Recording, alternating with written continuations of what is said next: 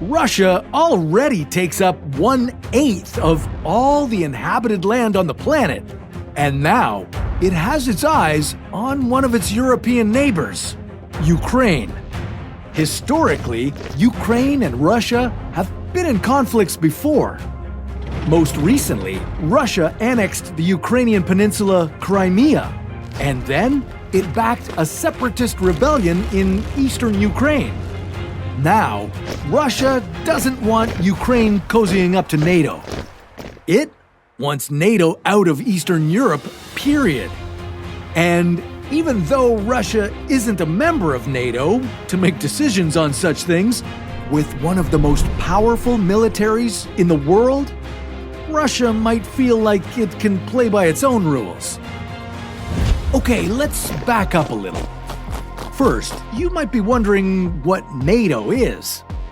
Well, NATO is the North Atlantic Treaty Organization, and right now it includes 30 members.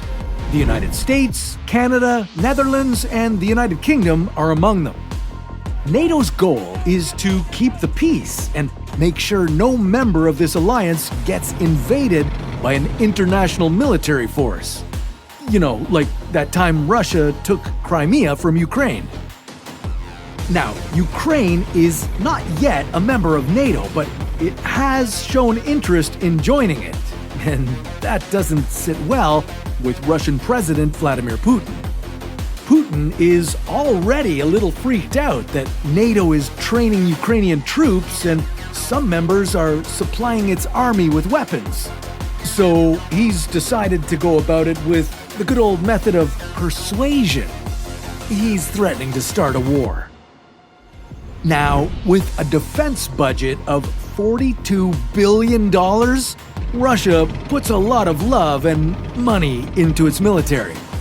Russia's army counts 3.5 million recruits. And it has tanks. 13,000 of them. No other country in the world has this many.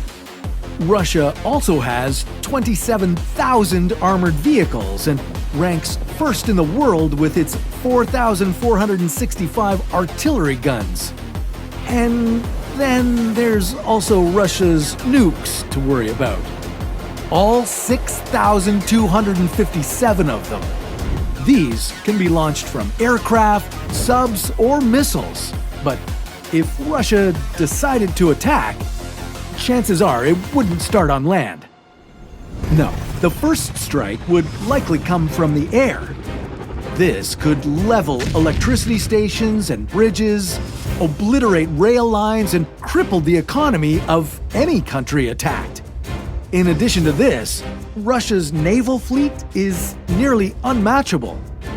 Their nuclear-powered submarines alone, parked along a coastline, could pose enough of a threat to anyone thinking about taking them on. Depending who the targeted country is, of course. If Russia attacked Ukraine, NATO would likely respond with heavy economic sanctions.